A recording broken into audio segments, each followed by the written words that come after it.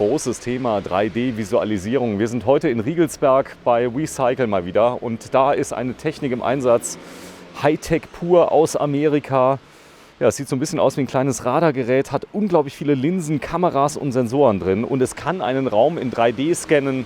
Hier ist Markus Lutz. Grüß dich, Markus. Hallo Sven, Tagchen, hallo. Ja, die große Möglichkeit 3D-Visualisierung zusammen mit Google, das ist ein Scan, den hast du eben gemacht. Ja, wir haben gerade den Laden in Riegelsberg gescannt. Vorteil ist natürlich jetzt, den können wir jetzt online ins Netz bringen.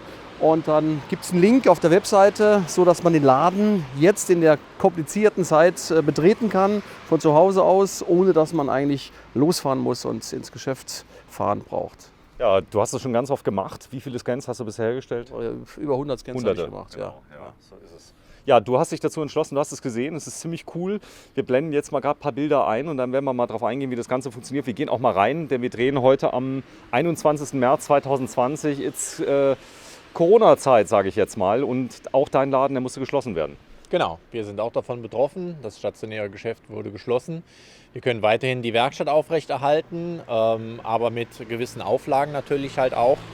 Und das Online-Geschäft geht weiter, darüber sind wir natürlich sehr froh. Und um den Kunden jetzt die Möglichkeit zu bieten, trotzdem virtuell in unser Ladenlokal zu kommen, kam die Geschichte mit Markus Lutz hier wirklich gerade passend.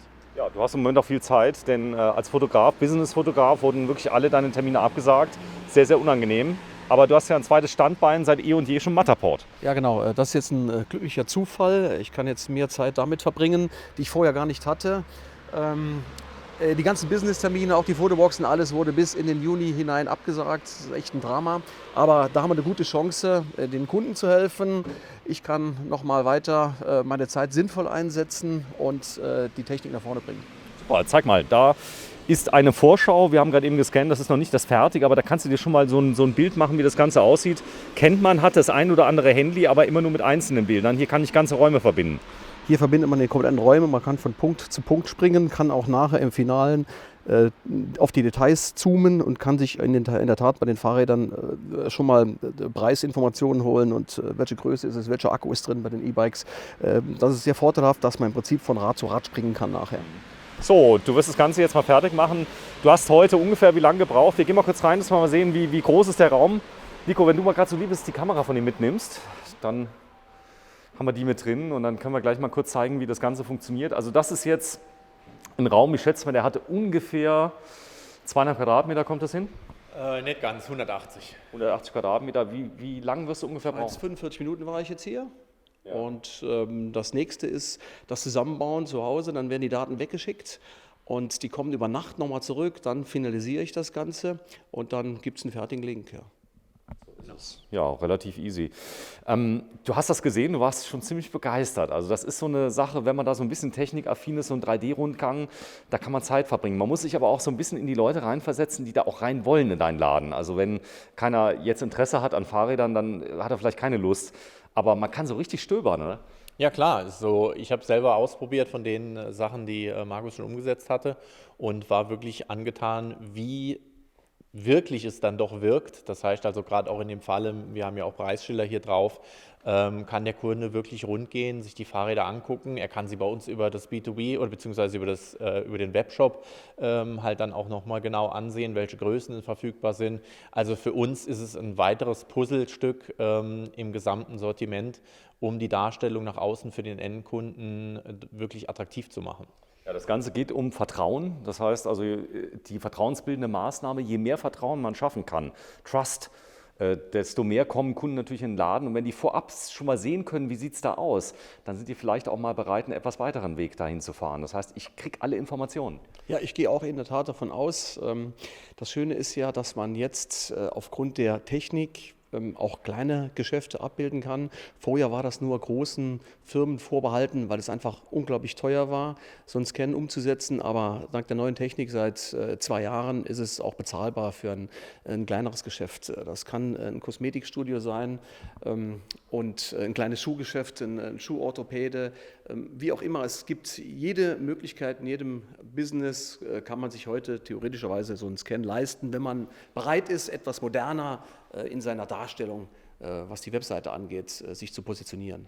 Ja, jetzt ist das Schöne ja bei dir, die Fahrräder werden ja automatisch schlecht, denn jedes Jahr gibt es neue Fahrräder. Das heißt, du müsstest, wenn schon, dann 1 bis 2 Scans im Jahr investieren. Aber wir werden ja mal sehen, wie viele Leute draufgehen können. Man kann alles analysieren auch. Wie viele Leute waren drauf, wie lang waren die drauf? Ja, genau. Wir sehen also in der Tat die Gäste, wie oft die auf der Webseite waren oder in dem Scan, wie lange sich sie angeschaut haben und wie häufig sie wiedergekehrt sind. Wir sehen zwar keine Details, wer 2-, 3-mal da war, wir sehen aber die Besucher und die Anzahl der besuchenden Rundgänge. Die können wir sehen und das ist ein klasse Tool. Man soll es nicht für möglich halten. Wir haben in Saarbrücken auch einen Laden, wo wir schon über 100.000 Besucher hatten in einem Jahr. In einem Laden? In einem Laden 100.000 Besucher, das ist echt eine Wahnsinnszahl in einem Jahr, ja, in der Tat. Ja, du hast auch selber ein Festival gemacht, ein Zeltpalast, den hast du komplett in 3D visualisiert. Da waren auch, ich glaube, 60.000, 80.000 Leute drauf. Nee, pass auf, der war nur 2 Monate online jetzt. Der ist im November erst online gegangen. Und in den 2 Monaten waren 8.000 Besucher drauf. 8.000 Besucher in 2 Monaten. Ja. Und das war denn hochgerechnet ungefähr 80.000 im Jahr, wenn das wenn gewesen. man das jetzt Genau. aufs Jahr hochrechnet, ja, richtig. Genau, es ist so, die Leute verbringen viel Zeit da drauf. Also es ist auch interessant, wie lange sich die Leute das angucken, oder? Das heißt, sie sind teilweise 5, 6 Minuten da in dem Scan drin. Ja, in der Tat. Da kommt ja auch so ein bisschen Spieltrieb nochmal mit. Was wir nicht feststellen können, ist es jetzt eine Frau oder ein Mann, der sich das anschaut. Aber so ein bisschen Spielerei gehört mit dazu. Die moderne Technik gibt den weiteren Kick und die Neugier natürlich. Das kommt auch dazu. So, währenddessen wir geredet haben, hat die Regie natürlich den 3D-Scan schon eingeblendet. Den kann ich einmal manuell bedienen. Das heißt, ich kann mich also mit dem Finger einfach hin und her bewegen. Ich kann aber auch eine automatische, ich sag mal, so eine Art Dia-Show oder einen Rundgang, den kann ich programmieren, der automatisch abläuft. Genau, das ist das, was für mich nochmal im Nachhinein nochmal als zusätzlicher Aufwand mit eingespielt wird. Das machst du doch gerne. Ja, es macht ja auch Spaß, ne? Das Spielerei. Und ich habe sehr viel Zeit jetzt aktuell, kann mich intensiv damit beschäftigen. Vorher war immer eine Nachtschicht angesagt, die Rundgänge fertigzustellen, weil tagsüber fotografiert wurde. Jetzt kann ich tagsüber arbeiten, das ist auch mal toll. Man kommt auf einen Rundgang, startet. Ich baue das so ein, dass er automatisch rund läuft und wenn man möchte, kann man einfach mit einem einfachen Klick an jedem Punkt anhalten und kann sich manuell durchbewegen. Aber die normale Option ist, dass ich den Rundgang mit dem automatischen Rundgehen starte. Super, ja, schauen wir uns das Ganze an. Nico Ockenfels, du hast 2 Läden Recycle in Riegelsberg und in St. Wendel. Und du hast einen Laden, der heißt fotolutz.com, also ganz viele Saarländer kennen dich bereits schon von deinen Fotoboxen, die auf vielen Events stehen und Veranstaltungen, da kann man so tolle Fotos machen lassen, die man gleich mitnehmen kann. Ja, genau, ja. Wenn dann irgendwann dieses Jahr wieder Events stattfinden, dann sind auch meine Fotoboxen wieder zu sehen.